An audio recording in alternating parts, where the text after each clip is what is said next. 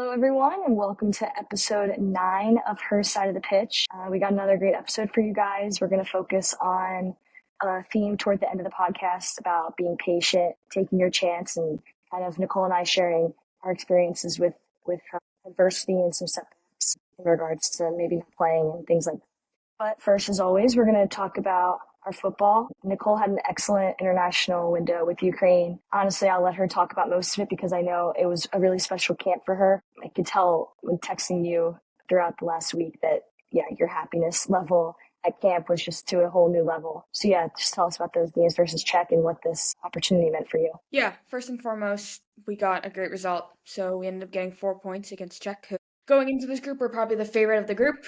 They're a quality side who have been in Ligue A, who've had some great results against some top opposition in previous games. And so we kind of knew that these two games could potentially be a big deciding factor on who is going to have the better hand in winning the group and then getting promoted to Ligue A. So we managed to get one win and one tie, which is, again, a massive result to then go into the last two games where we'll be playing Albania and Croatia in the next window. We're in a good spot to try to get that first position, which, again, is what we want and what we're working for. And then personally for myself, it was a very special camp. First of all, my family came and surprised me, so getting to play and having your family in the stands, my parents, my little brother, my sister even came, indescribable. And then to top it off, getting to play, getting to start both games and kind of play a major role in those games was really special for me. And again, be able to do that with my family there was special. And again, at the end of the day, it's the result that really matters. So I'm just really happy for the team and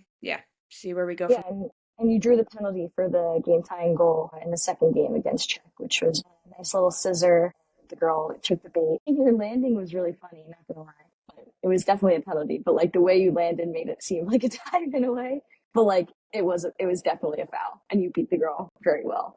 But it was just as your friend, I watch it. I'm like, oh my gosh, you landed so funny. But now you're back with Glasgow City with a 3-game week coming up. So obviously you had to kind of get back into the groove of things the latter part of this week and rest up because there's some big games coming up for you guys. Yeah, we're kind of into the thick of the season now, so we have 8 league games left as well as the cup. So schedule's about to be crazy. This is like that British football that me and you've watched growing up with those midweek games. Now I'm gonna get to play in it. So this week coming up, we'll have Motherwell on Sunday, which again, top 6. No game is easy. No opposition is too light, so it's every single game is going to be a battle. So starting with Motherwell on Sunday, Rangers on Wednesday, which I would say is the biggest one of them all of the 3. But again, you can't take any game lightly. For the moment, we're just focusing on Motherwell. It's all we can do and all we should be doing. Crazy schedule, and I'm looking forward to it. I'm sure it's going to be one of those things that is going to fly by, and we'll be catching up soon and be like, oh, the season's over. So I'm just going to try to be present, enjoy every single game, every minute, every training with the team, and kind of hopefully at the end of the season, we have the result that we've been working for. Yeah, and you guys are a deep team too, so I feel like when it comes to these types of periods in the schedule, that's important to surpass the rest of the. But it's kind of like that Christmas period in like Premier League that they always talk about and how packed of a schedule it is. But instead, for you guys, it's coming right on the back end of the main last women's international break. So there's one later in May as well. But, and then you had a bit of a weekend off.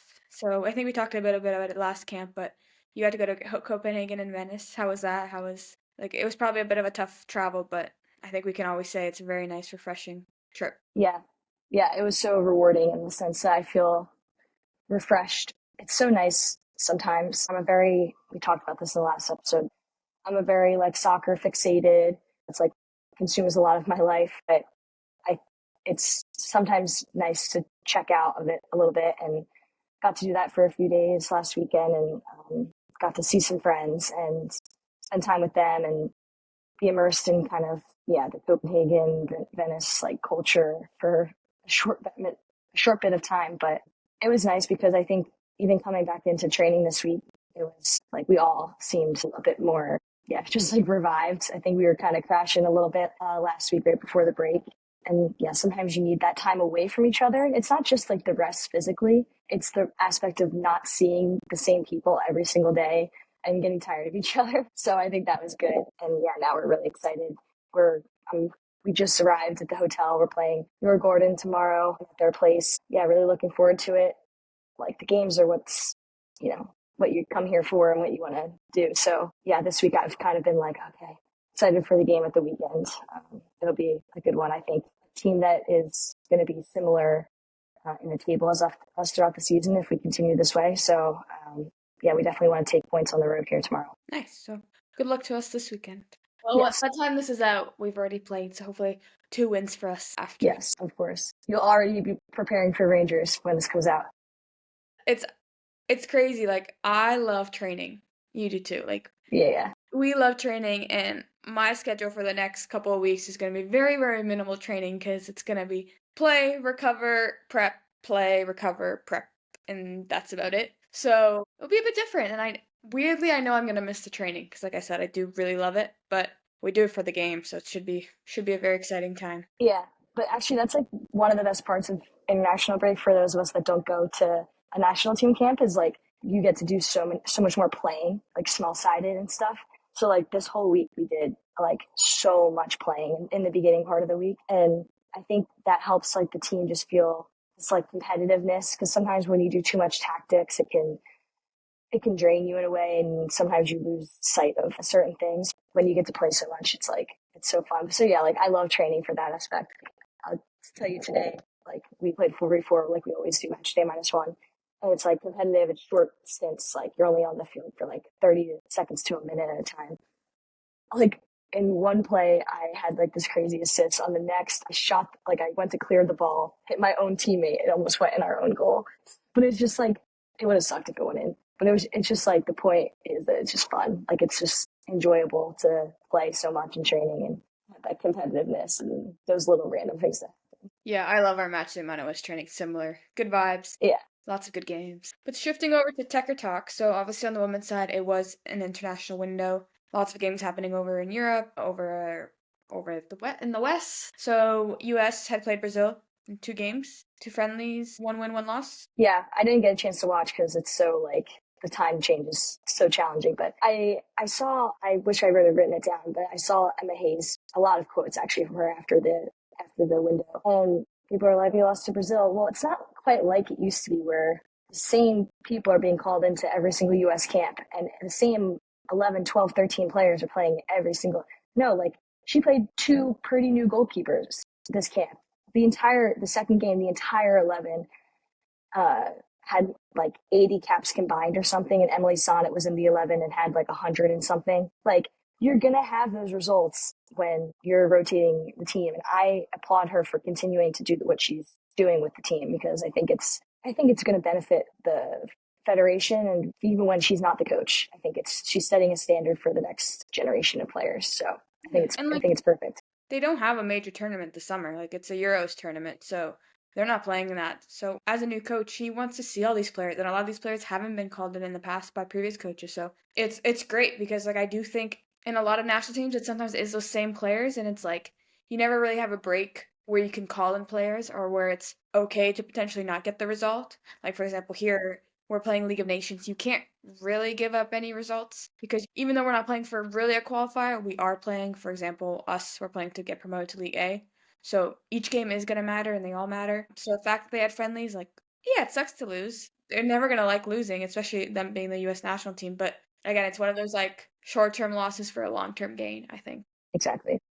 Exactly. And she was like, the next time this group of players will get to have an opponent like this, a match against like this, is when they go to Brazil in like a year and a half or something like that. I'm not exactly sure when, but like, and if you're a CONCACAF team, it's really challenging to get competitive games outside of major tournaments. I Hmm. think the men's national teams also have an issue with that because you guys play Nations League. It's challenging. Yeah. Yeah. And yeah, shifting over to Nations League. Some good results, some interesting results. Belgium beat England 3-2, even though they were beat 5-0 in the first game by England.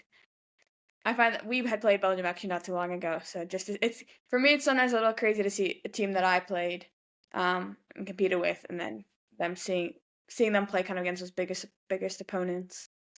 Um, do you think it's a red flag for England with the major tournament coming up? I'm not sure. It's hard to. I think actually a red flag for England that's kind of happening right now, and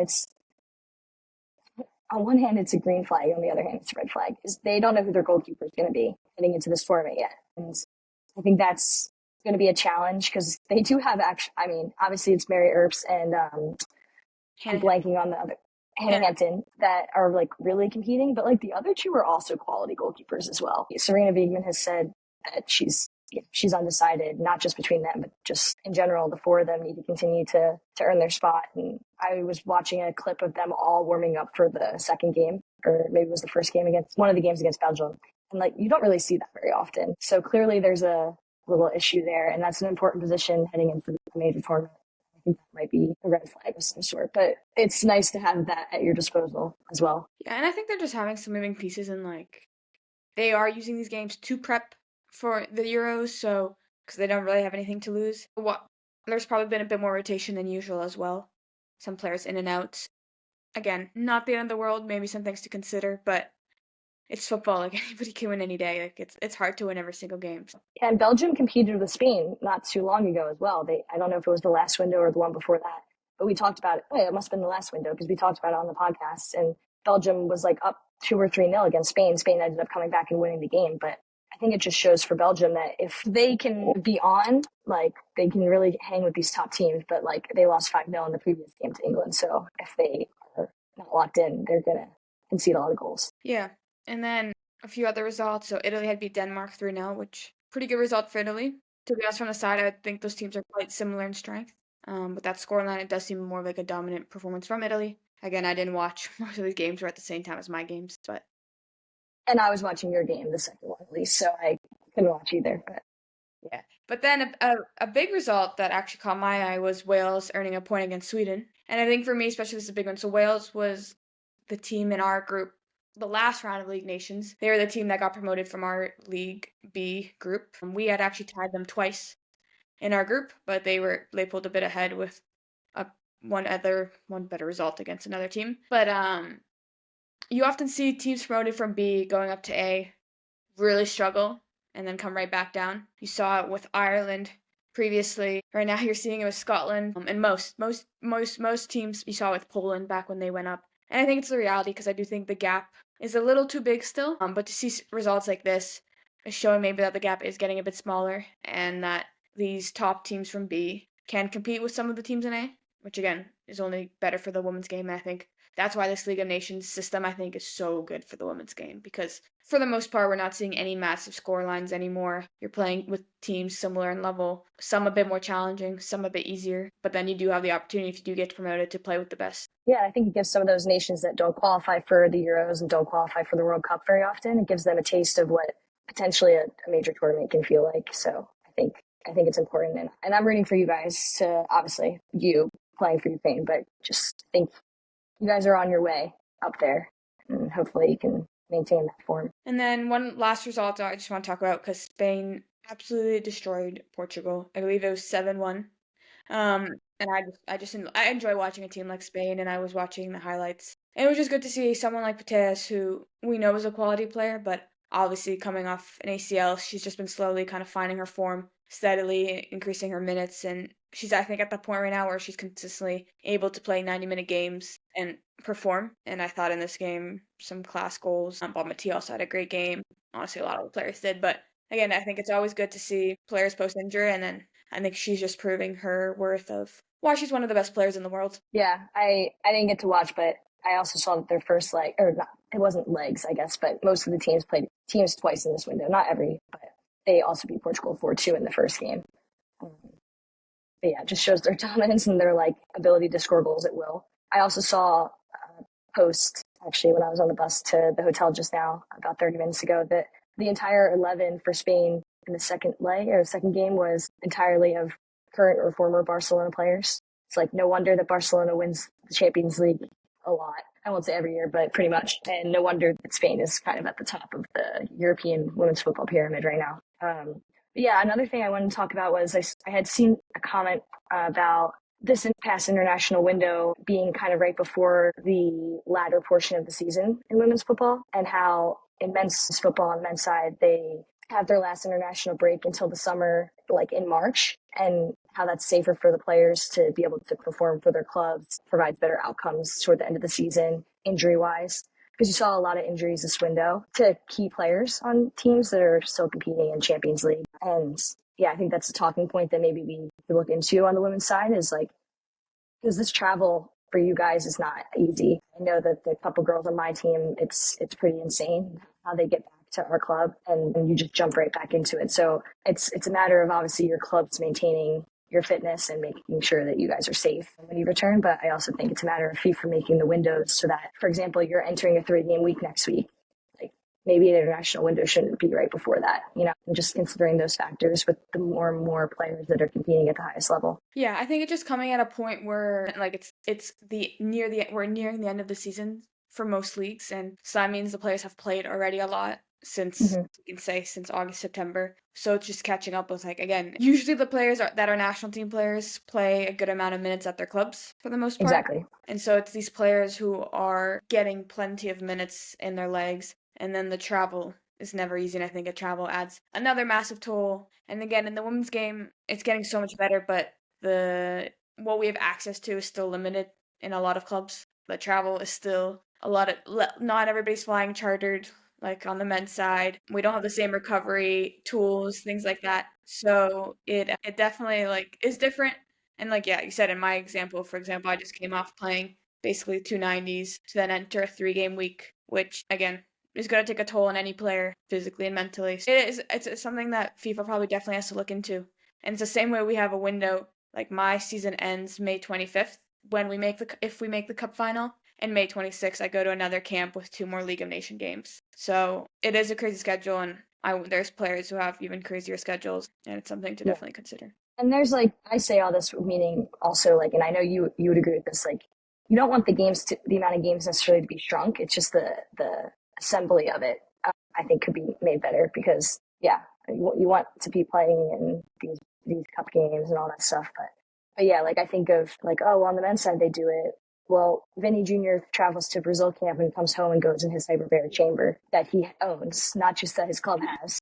They have one at Real Madrid too, but do you know what I mean? Yeah, Like definitely not wrong. they Yeah. have access to those things, and I don't know if those things work. Who knows? Like nothing's really proven. Everybody's different, but like the access that they have to someone who probably like lives in their house and is their massage therapist, like yeah, we don't have that, so we need to look out for that. But yeah, just something because I saw Miedema was injured. Chelsea lost a couple players to injury this camp, from Micah Hamano for Japan, Lauren James, Alessia Russo for Arsenal. It just kind of continues. So yeah, we hope those players can come back because yeah, we want to see them in these games as we head into the final portion of the season for most European clubs. Heading into men's football, the men's football portion of Tecker Talk. Before we get to Champions League, because that's going to take up the entirety of our discussion on the men's side. But just want to point out the boring Manchester derby that happened at the weekend, 0-0. I No, didn't watch because go ahead. I didn't watch either. I was just gonna say no comment. But I looked at the stats and stuff, and I was like, and I read like things about from people who did watch the game, and they were like, the analysis of the game was that neither team really went to win the game, and that's really sad when it comes to the Manchester derby because you don't normally see that. And also, it was Kevin De Bruyne's last of the derbies, which actually we did not write down, but we could talk about that. De Bruyne announced that he's leaving Manchester City at the end of the season, and for those that don't know, Nicole knows, De Bruyne is like my favorite player of all time. Like I'm obviously like Messi's the best ever, the GOAT, whatever, but De Bruyne is my favorite player. Um, and I, yeah, have admired the way he can pass the ball, the vision he has in the field for all these years for Manchester City. That's why I became a Man City fan pre-Pep when De Bruyne first joins. And yeah, it'll be sad to see him go, but I do think it's probably time. Yeah, I think it was expected, a bit of a no surprise. But then, for example, someone like Mo Salah actually re-signed today. So some big announcements, I think, of people leaving clubs. Same with like Mueller is leaving Bayern Munich. But yeah, someone like Mo Salah is staying because I think he is someone who's currently still in form and has shown that he's able to kind of keep up with the league. Yeah, he's a couple years younger than De Bruyne, I think. But Van Dijk also is. I read just after Mo Salah's announcement earlier that Van Dijk is also signing through 2027. It just hasn't been officially signed, sealed, delivered yet. Well, moving over to Champions League. So I unfortunately missed match day 1 because, funnily, probably not a word, but I'm gonna make it a word. Post game, I got pulled for doping.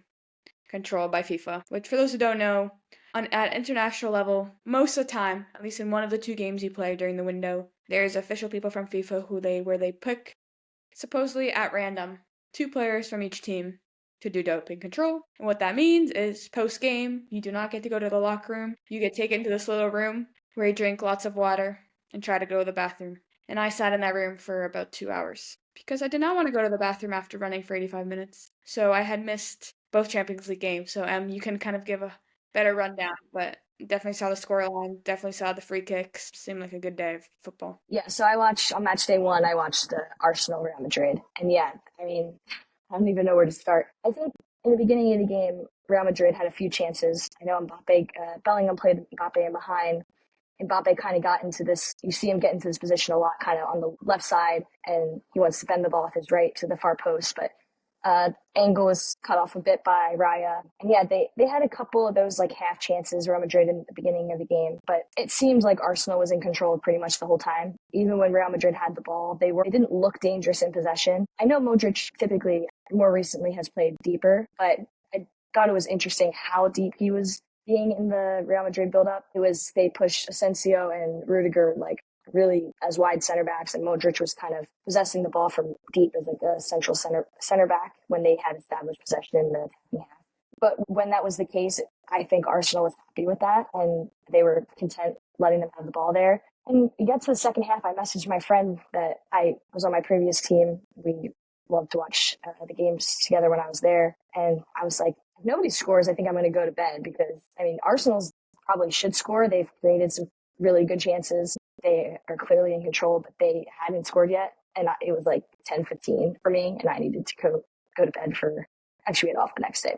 And then all of a sudden, Declan Rice steps up to take this free kick, and you see them pan like any free kick or corner because Arsenal has like these routines now that they're kind of known for. Hands to the bench to their set piece coach, and he's going like this. And I didn't read his lips at the time, but in like the replay, he says cross it. And I guess Declan Rice decided to step up and take it. He bent it around the near side of the wall, and I was like, whoa, okay, didn't see that coming. Like saw Arsenal scoring coming, but I didn't see the way it was scored coming. And then I don't even know, 10 minutes later, he steps up, and I just like, when he stepped up for the next one, I was like, he's scoring for sure. Like, and he does this like little like tippy toe to the ball. It's impressive. And that was an unbelievable strike to make it 2-0.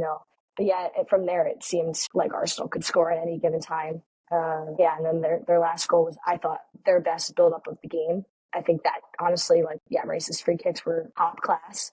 But I think that if you're a coach wanting to show your kids how to play football, I think that third goal for Arsenal is something you should show from start to finish. It wasn't anything flashy, really. It probably was only 6 passes, and it was just the positioning. It was the balance of positional play and movement off the ball and just great football IQ from their players. And I thought a really good finish from Moreno as well because it was a bit of a bouncing ball. So yeah, Bellingham said after the game he felt like they were played off the park, and I mean, I would agree with that in a sense. It wasn't a very Real Madrid performance, but I mean, to be fair, like I don't really feel like Real Madrid, when they win all these games in Champions League, they never really look that good. So like, I don't really agree with what he was saying. They always kind of just pull it out of their butt to win the game, like, and they're really good at that.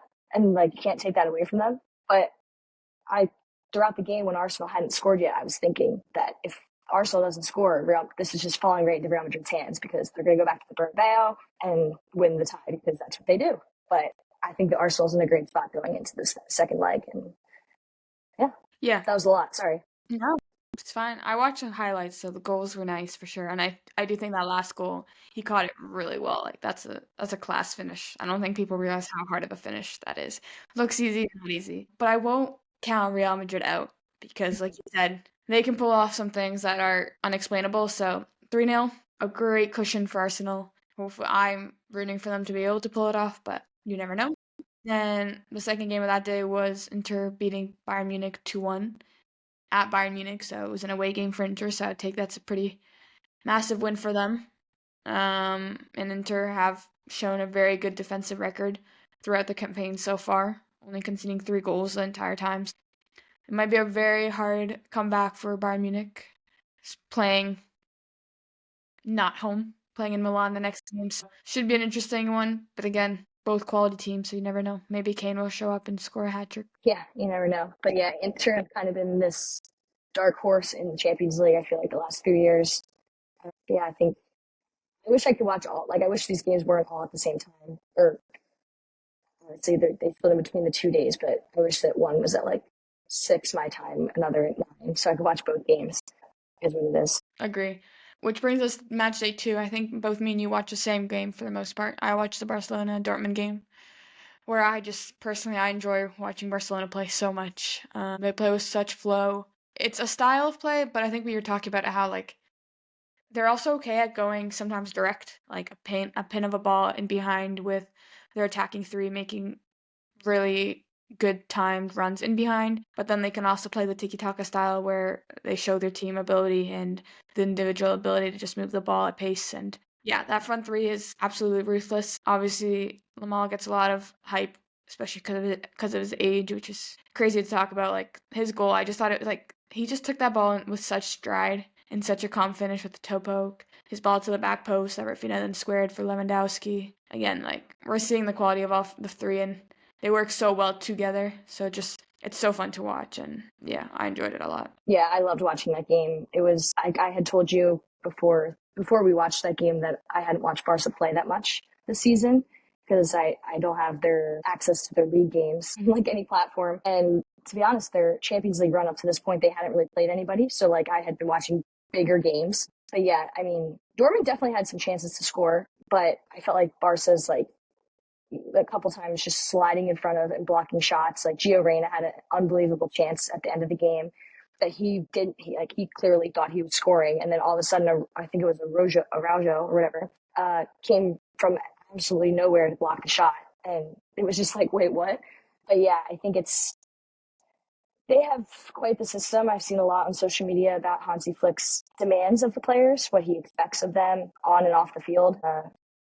And I think you can see in the way they play, just to build off of what you were talking about with like how they can go direct or they can play tiki taka. Like, I really like watching De Jong and Pedri run the midfield. Fermin Lopez in this game as well. Sometimes it's Gavi, sometimes it's other people. They make like the game really small in certain instances. And I think it attracts the opposition to feel like the game is being played in a controlled small space. But then their front three are so dynamic and so smart that they have the ability to go from that small, like little box, rectangle, triangles, whatever you want to consider it.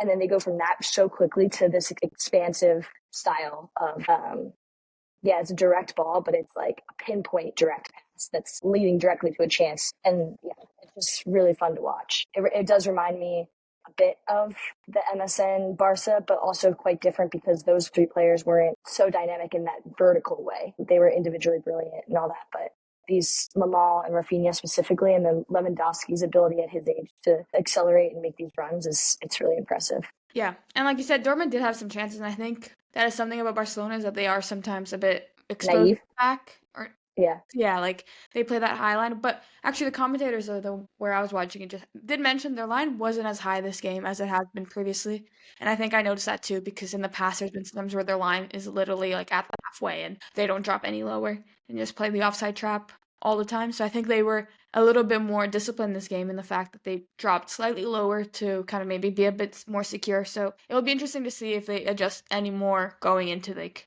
you could say the bigger games, kind of the final stages of Champions League. But they are, yeah, they're in a very good spot. Good spot in Champions League. Good spot in the league. Will be good to see if they can kind of continue that domination. And then the second game, which obviously I didn't get to watch because I was watching the Barcelona game, but I've heard PSG kind of had a dominating performance against Aston Villa. Haven't watched PSG play much, to be honest, either. But it seems like they are also in very good form and playing some great football. Aston Villa did get the first goal, but it didn't last too long. yeah. PSG. I mean, I watched their last round against Liverpool, and they were.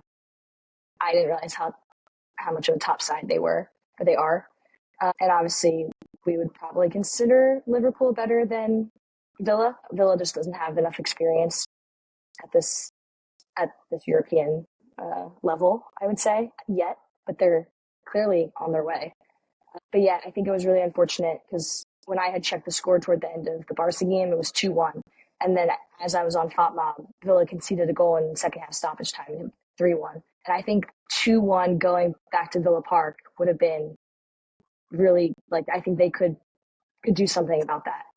I don't know if they're going to be able to do any. Like I think PSG is too good, too experienced. And Marquinhos will be back in the lineup for PSG next game. He was suspended for this game. But yeah, I think if Villa could have hung on for 2-1, I would have rated them to have a chance in this second leg. But I'm not sure about it. And I thought it was also funny. I wrote this down. I mean, Martinez, after beating France in the World Cup, what was it, a few years ago now, 2 years ago, he wore Argentina colors in his hair to take a dig at the French fans in Paris, which I think is just, yeah, it's funny. It's typical, I think, of his personality. And yeah, we love good banter as long as it doesn't escalate to anything more. Yeah. No. Anyways, yeah, fun-filled football. Second leg is next week. Ready? Correct? Correct. I will have to miss probably the Wednesday because we'll be playing, but too bad, so sad. We'll be playing Rangers that day. But yeah.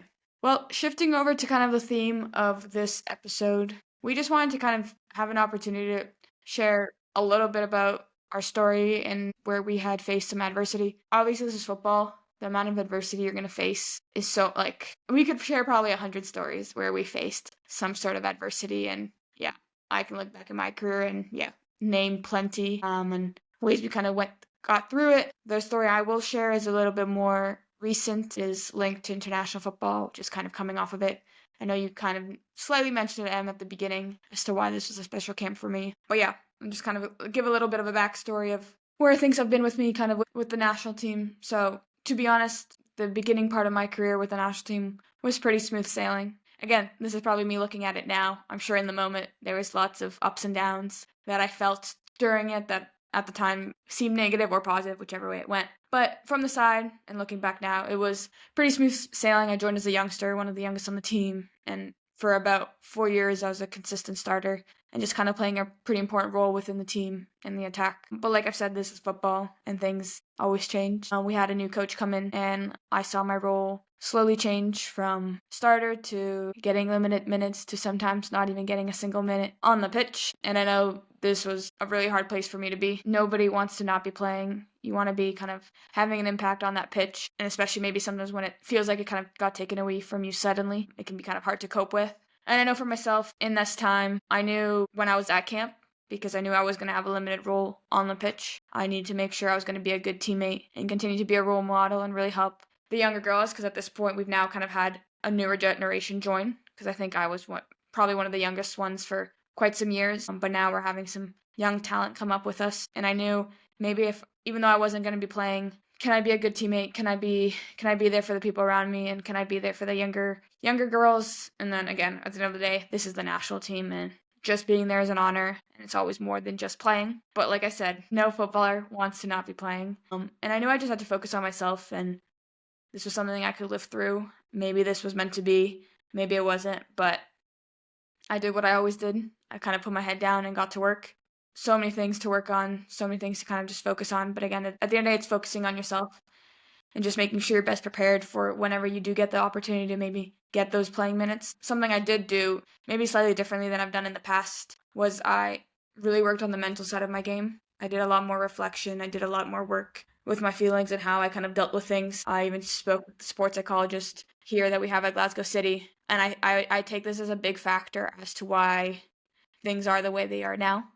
So, taking into consideration the year 2024, I actually looked it up right before this because I knew it was a stat that kind of actually surprised me how maybe little minutes I had. But in 2024, I played 195 minutes in total for the national team, all of these coming on as a substitute. And again, when 2025 came, I didn't know what the year had to bring, but I knew I was going to do everything in my power to see if I could change my role in the national team and just push to make the impact I wanted to be making for this team and for my country. And so I just kept on working. Very first camp of the year, I was given the opportunity to come off the bench at halftime, which is, again, the most minutes I had gotten in a while. So I got a whole half. In that camp, I got 2 halves, and both were quite successful, which then brought me to this most previous camp where I ended up starting both games, playing almost 90 minutes and kind of having a key role in the attack. And I think the biggest thing for me here is obviously it's your country and it's what you want to be doing. But I think I was really proud of myself, which I don't think I say often, but I think in the past when I would have been given an opportunity like this, like a chance, because you do get chances, you get chances all the time. maybe we don't always take them or we don't realize we have been given a chance. I think in the past I might have put too much pressure on myself and played with very little confidence. Wouldn't have performed the way I had performed, even though I was being given the chance. I would have made kind of maybe probably would have underperformed because in my head I would have had all these feelings of, oh, I need to make sure I'm 110%. I need to perform. I need to, oh, maybe I'm not good enough because I haven't done this in so long, et cetera, et cetera. And I think I was in such a good headspace where I had so much belief in myself and all the work I had put in.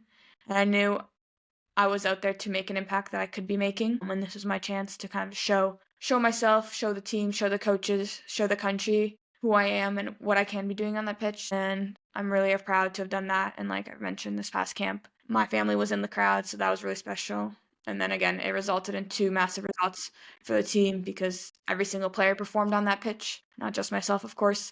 And again, I don't know where this takes from here. Football, nothing's ever promised. Nothing's ever consistent. Things may change. Next camp, things could look completely different. But now that I've done it once, I know I can do it again in any phase, in a national team, in a club. And I think that's the biggest thing. And the last thing I'd probably want to mention with this story was actually my Instagram caption that I posted for this camp. It was yellow light turned green, and Em knows why this means so much to me, but I actually have a tattoo written green lights on my forearm, which is Matthew McConaughey's kind of autobiography book that he had written that I really, really enjoy. And it's just about finding green lights in life. Not everything's going to be a green light, which is basically just kind of, I think it's self-explanatory, but often you'll be facing red lights and yellow lights in life, and it's how you can change them to be green. And I think this was kind of a perfect example where maybe it took longer than I expected. I didn't realize I hadn't started a game since 2023, which is a long time, I think, in the football world. Like, our careers are only a certain amount of years, but it happened. And again, maybe I appreciate what I went through, and I worked on something that I haven't maybe done in the past, and maybe I'm much more equipped for in the future if it does. Like, again, this is football career is nothing's promised, nothing's given. Everything can change in a flash, good or bad. So yeah, I don't know if you have any comments on that. It's my story, but you can probably say from your side of the view. Oh, yeah, I obviously have known that the last couple of years on the national team level have been difficult for you because I know how much playing for Ukraine means to you in the context of the war, yes, but also just like I know that it can affect, like, I've experienced the same similar thing where like our parents like want to come watch us play, but we're not playing, and like we in general, even if they're not coming, like we feel this sense of like letting them down when we're not playing and things like that, even though that's not how they view it at all. They're so proud of us regardless of what we do in life. But it's just that feeling that yeah, like I think that I don't know if you've ever really said that, but I think that is part of maybe what made it challenging over the last couple of years as well for you. And I know that getting into a good club environment has been so like crucial to this like bounce back period that you're having because you played so well at the club level. And you did in for Vorskla and in the Ukrainian league as well. But now you're, I think, really thriving in an environment that's going to continue to raise your game and allow you to grow then with Ukraine as well. And that's just how I've seen it from my perspective because I know that you never give up and also you're never going to be satisfied. And I think that those are both two things that are important for a footballer to succeed at the highest level is like, okay, when things are going bad, you're never going to quit. But when things are going good, you're never going to let up.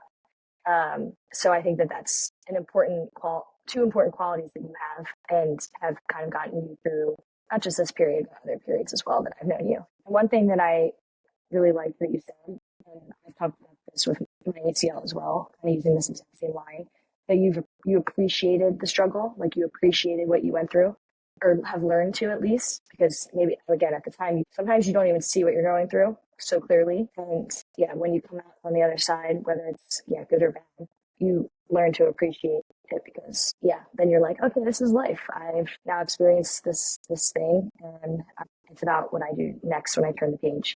So yeah, I was thinking that we would, as you were talking, you can actually look at my screen on my computer. It was before you even mentioned green light. I was already looking up for our quote of the week, what exactly in his book he defined as a green light. But we could talk about that in the segment of quote of the week because I think that as in the first part of what you were saying, I was like, I got it.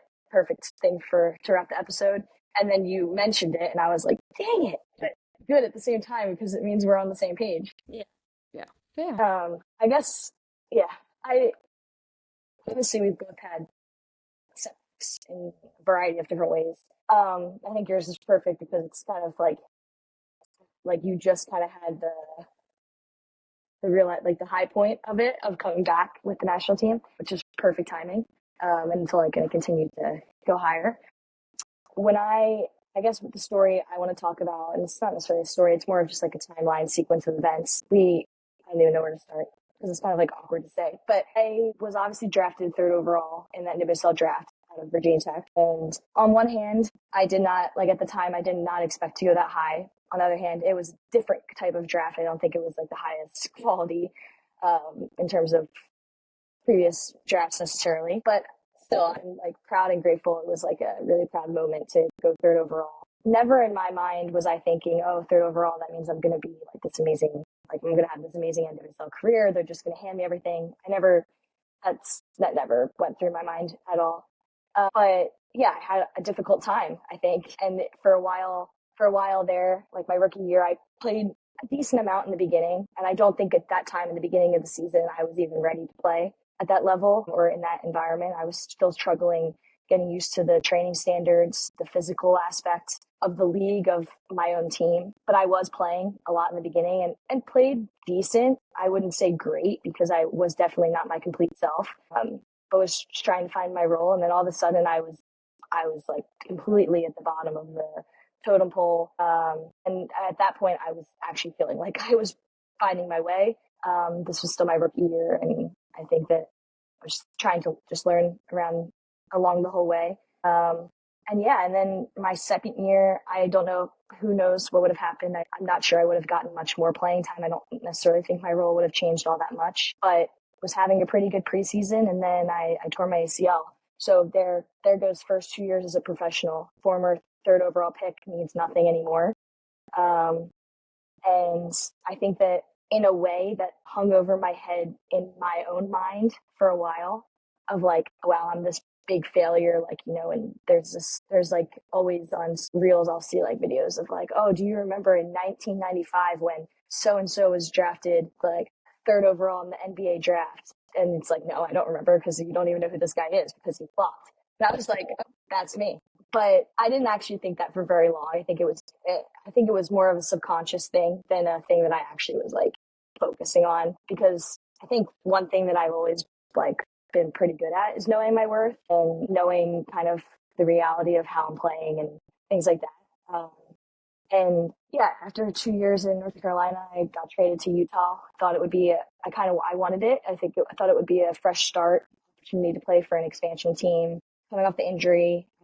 Just knew that in North Carolina, I probably was never, as a 10, I was probably never going to get much playing time. And as a young player, like, okay, I had just played 2 years and hardly played since my senior year at Virginia Tech. So yeah, I went to Utah, and I won't go really in depth on that, but it didn't go well. And I think that part was more frustrating because I uh, felt like I was performing at a high level, prized myself almost coming off the injury at how well I was playing. And also just with being on an expansion team, and we were largely unsuccessful for majority of the season, and I never got an opportunity, and I did not understand why. But I think after a little while and talking to you, talking to other people, I was like, I need to play. I need to take control of my career here and um, make a decision on what I want for myself. Do I want to continue to um, be undervalued?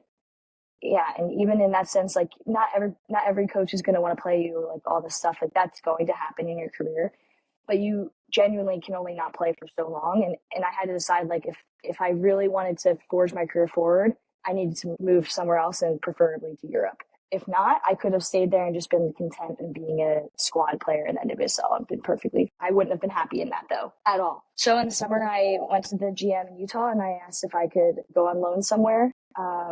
And she said yes. And so my agent and I found an opportunity to go play in Denmark. And um, yeah, just was like blessed by that opportunity to go play in another country, which was something I always wanted to do. But I think that I was in a way like a little nervous about doing it just because, yeah, it's scary to move to another country. Like was my first time doing it. The only time I had been abroad in Europe was with the youth national teams. So I was a little bit nervous, but it was the best decision I could have made. And it's ultimately led me here to PTO and playing in Sweden. And, I mean, we've always talked about how playing in Europe definitely would suit my style. And I probably should have done that straight out of college, but I'm still so grateful for my experiences in North Carolina, especially. And this will be like the third or fourth time we've talked about it on this podcast, but that training environment, I think has truly, when I look back, I think about it often. I think about the things that Sean and Nathan and Emma and the rest of the coaches there, that I think about the things that they taught me, and obviously coaches before that and since then as well. But I think they kind of helped me build this foundation as a professional. And I reflect back on the things I learned there in their system and try to apply that to my game still here. And yeah, I guess I don't know if there's like necessarily a point to the story, but just it's not always going to be easy, and your journey is not a straight line. And I think that every single person, whether it's Nicole or I or any guest that we have on this podcast, that's always going to be a feature in their story, is that there was a setback that elevated them. And like I said, Nicole and I have had many, but currently we're in places where we're able to challenge ourselves, but also be ourselves and also have fun playing the game. Because yeah, at times that can be stripped from you, but you need to put yourself in an environment where you can grow and flourish. And that doesn't always mean playing, because it's not always going to be handed to you in that way. Like you have to earn that. But I think I wouldn't change what happened. I wouldn't change being drafted third and flopping in my first 3 years in the NWSL, because I'm here now and I'm on this European trail at the moment and I'm loving it. And yeah, I think those things I learned are just only helping me continue to grow, and the relationships I built those places I wouldn't change. And I'm grateful for it all. So yeah, I don't know if you want to add to that. No, I think it's funny because I think both me and you kind of these stories that we shared, we for each other kind of there from a different aspect and just trying to be there for each other and the hard parts, because like you said, the hard parts are going to come, and like this is football, it's an opinionated sport. There's different coaches, different teams, different styles of play, like so much is out of your control. And I think both of our stories just really focus on controlling what you can control and doing what you can.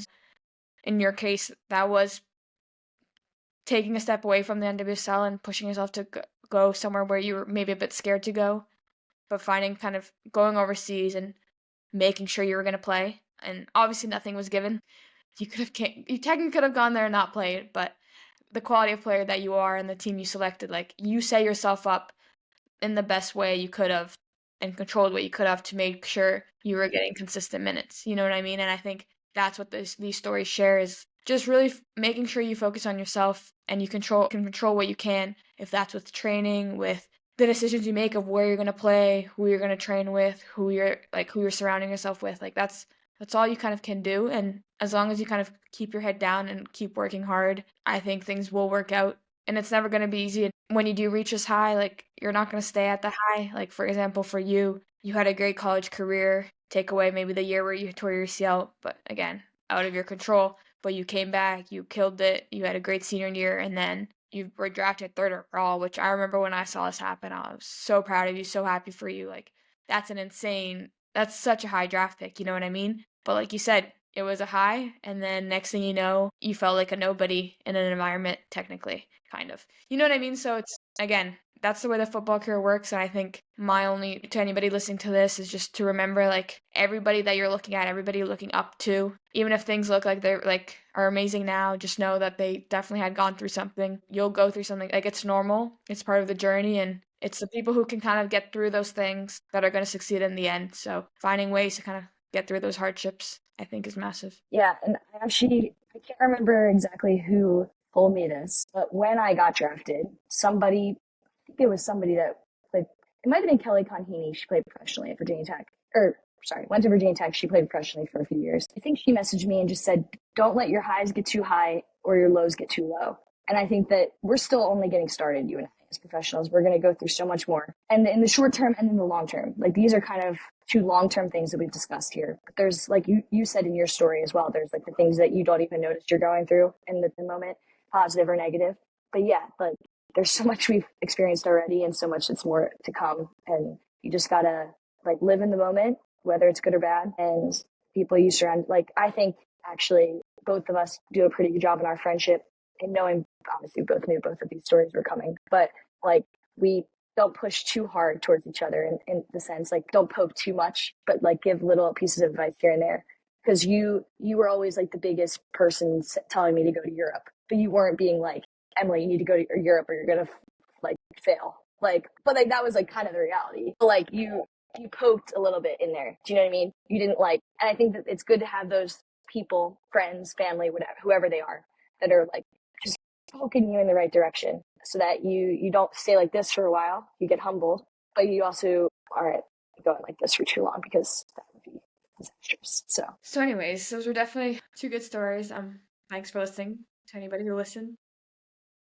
Well, I know that they're quite emotional. Honestly, like we both could have gotten pretty emotional talking about those things because it means we feel like so. You and I are two people that feel so hard. Like we feel everything, and I'm like physically more emotional than you. Like I cry more, but we feel everything to a high extent. So like yeah, anything that you guys are listeners that are going through, like just say it out loud sometimes. It helps because I'm happy right now. I think it was cool to share those stories and like to know that we've been through those things. Yeah, I do think me and you are just because of our passion for the sport and how Passion. That's the word. passion and just how much we care for us and our teams and like the success around like our families. Like me and you just care so much. So you and like you said, you definitely show it more emotionally, physically. But now I'm being very vulnerable. But actually, in that second game, when I was lined up singing the anthem, and I just saw my little brother sing with his hand on his heart with a little Ukrainian flag that he drew, I started crying, and I was like, "Oh my gosh, I'm about to play a football game, and I'm crying." But like, I think that was just like all that work in the past year and that hardship and all those times where I just didn't really know how I was going to get through this and how the heck I was going to change my role in this team kind of Yeah. had worked out. And so, yeah. Same feeling like the first, I made it like kind of my Instagram caption when I left OB in Denmark, like my first game when we walked out against AGF. Like I hadn't walked out as a starter in like over 2 years. After that game, I wrote down how long it had been since I played more meaningful minutes because I had played like off bench and like extra time in Utah. Played meaningful minutes, started the game, played 90 minutes. I did all of that in that one game. And when I walked out, I was like in tears. And then, but that's like the best feeling because then you go on to play so much better because you have this like this passion, this adrenaline, this emotion that goes into it. I think that's cool. Green lights for sure, people. Green lights. Lots of green lights, yellow lights, and red lights in a football career and in life in general. I don't think we need to go much into the quote of the week. So obviously Nicole talked about Matthew McConaughey's book. We're huge fans. This is like a little advertisement for his book. Not that he reads it. But yeah, this website that I'm on, he describes a green light as a sign you should continue with what you're doing. You may believe these signs come from the universe, God, or by chance. All that matters is you pursue his green light when it's a guide to catching more green lights and to realizing that the yellows and reds eventually turn green too. Bam, mic So drop. And I not think quite a quote, but that kind of covers everything we talked about with trusting the journey, continuing to work hard, and when given the opportunity to use it and take your chance. And I think that's all you can do. And I think the last thing I'd add is with these stories is just controlling the controllables. You'll hear it time and time again, but I think that's generally all you can do is focus on yourself and make sure you're kind of putting the best foot forward. And yeah. yeah. All right, everyone. Well, thanks for joining us for episode 9. Next episode will be 10 already. That's craziness. But we're having fun with it. And we appreciate everyone who's tuning in. And yeah, I hope everyone has a great week and keep engaging with our content and let us know what you'd like to see more of. Thanks, y'all. Thank you.